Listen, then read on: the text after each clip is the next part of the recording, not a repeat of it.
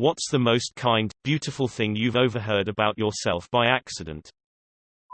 Not me, but my daughter. We used to live next door to a couple that was a triage foster family. When law enforcement had to remove kids from a home, theirs was on the short list of approved foster homes to place the kids in right away. My daughter was in elementary school at the time, and she would go out of her way to introduce herself to the kids and take time to play with them. Several groups of kids came and went before we moved to another state. Several months after we moved, we were in town visiting, and bumped into the mom of one of my daughter's classmates. This mom is a child psychologist and she said, "I just wanted you to know I work a lot with the kids in foster care, and I kept hearing different kids talk about their friend. I looked at these kids' paperwork and saw they had been placed in a home next door to where you all lived. It dawned on me that they were talking about your daughter. Just so you know, she made a lot of difference in helping these kids recover from their trauma. Kiddo is a freshman in high school now, and still looks to help others."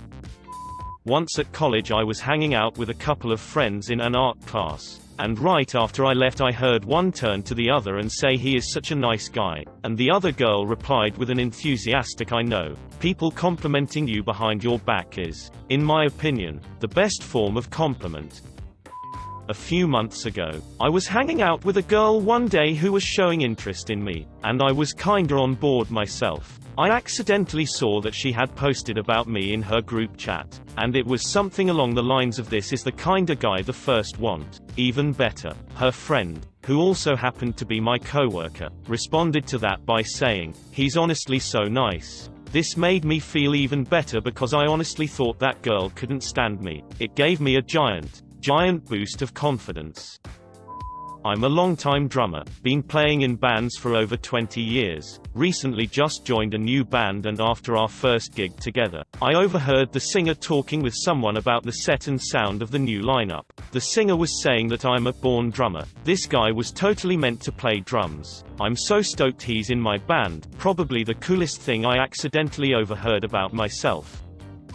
Several weeks ago I overheard the technician of the neighboring lab telling some fellow grad students she knows so much. I am astonished. I'm still hyped up about it. I teach middle school, and I try to intentionally say something positive about a student when she thinks I don't know the nearby. The change in a kid's whole attitude is remarkable. Even kids who seem pretty self-confident get a boost, but the kids who are struggling, it really makes a huge difference.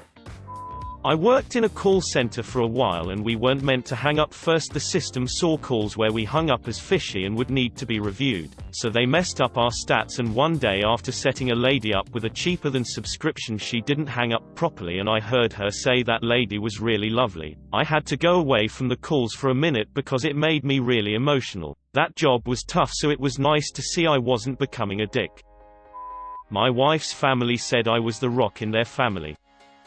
At a party I overheard my so bragging to the others about my pasta and my cooking in general, like they should be jealous he gets to eat my food regularly. It made me happy. I know he likes my cooking, but him telling others about it when I'm not in the room was a big confidence boost. Used to work in a call center up in Manchester. I have a very posh London voice which sticks out quite a lot up north. After a sale I take off my headset and hear one girl to another, "I really love his voice." Made me smile.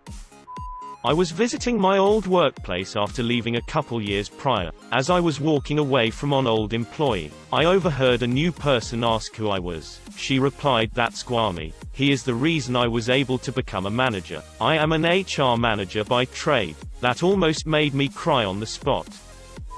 I'm a journalist. When I was working a news internship at a local TV station, I was asked to go do some quick man-on-the-street interviews on the other side of town. After we got back to the newsroom, I heard the camera guy, a veteran of like 30 years who's worked with some of the best reporters in my city, say to our executive producer, "You know, that kid's a real journalist." Gave me the biggest confidence boost ever as an intern. I'm now employed full-time at that news outlet as of 4 days ago. I've always hated my voice. One time I heard a coworker tell my boss I love bastard's voice. He should work in radio. That felt pretty good.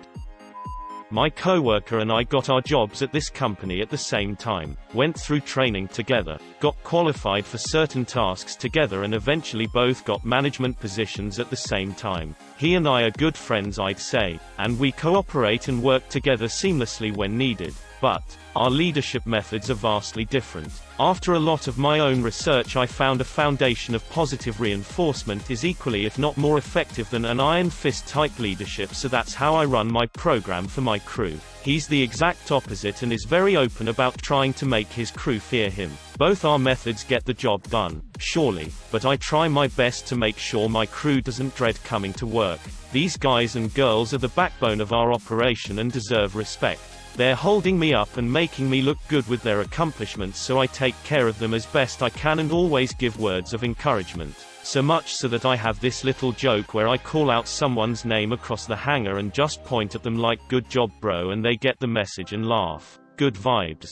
Anyway, our work schedules operate on a 3-month bidding rotation. Each mechanic will bid for which crew they want to be on, which alternates weeks. And those with the higher seniority in the company get the more desirable shifts. It boils down to choosing to be on my crew or my coworkers. Basically picking who your manager will be. Long story short, I heard people were fighting to get on my crew, and overheard numerous times that my crew was much more preferred to be on. Just made me feel good that my efforts aren't in vain. I feel bad for my counterpart, but at the same time, a guilty part of me is like, yes, I worked really hard on creating an art project for my first grade class. I heard one student say to the other, "This is the best project we've had all year." I was with 2 friends at a bar, one of whom I've known for half my life and one I met more recently. While I was at the bar ordering a drink, the newer friend said to the other, "You know, my name is such a great judge of character. I know that anyone who he calls a friend is someone I can always get along with." And then they spent like 5 minutes long line at the bar discussing all the things they like about me. Was so stunned I lurked behind the OR door and heard the room agree with her on how much they liked working with me because I made the day so much easier. My shitty, grumpy old fart of an ex-boss had to let me go because they ran out of orders. Then my last day I overheard a colleague talking to him, saying, "You shouldn't let me go. He's a good worker." To which my boss replied, "I really don't want to let him go. I'm really fond of him, but I have no choice. He used to look so angry all the time and yelled at me one time, so I figured he didn't like me, although he was a grumpy old sod." This warmed my heart. My dad doesn't really compliment people. He's the quiet type that hides behind jokes and sarcasm. However, I once heard him talk to an old friend of his at a Christmas party, saying, "That's my kid right there. Pure rock and roll. Just like his old man. Never gives up. Just keeps steaming on like a freight train. I tell ya, some kids just have that fire, you know." Heard a girl compliment my looks to her friends in my second language. She never figured out I could understand what she was saying. I wouldn't even consider myself attractive, so it was nice, I guess. Was at a party with classmates. Decided to stay the night and overheard some girls talking about me being handsome while they thought I was asleep. I wasn't. I was joking around with some acquaintances at a party and somebody got me with a really funny joke. I started giggling like a madman and I heard a girl on the other end of the room turn to my sister and say, "I just love his laugh. It's so happy," and she responded, "I know. That still makes me smile when I remember." I was hospitalized for 6 months after a suicide attempt as a teenager. I had to go to school in the hospital. I love languages and every week a French teacher would come in and give me French lessons. She gave me an essay to write for homework and I wrote about my illness. I overheard her telling my nurse that it was a joy to correct my work. It might not seem like much, but to a 17-year-old girl who felt totally worthless, it meant the whole world. I wish I could tell that teacher that I'm almost finished my degree in modern languages now. Some semi-famous rappers I'm friends with called me drunk to wish me happy birthday. They didn't hang up properly and I heard the one say to the other, "Quentin's a really good guy, man. Really good guy." Shit meant a lot to me because most people just see me, 242 pounds with home job tattoos, and assume I eat people.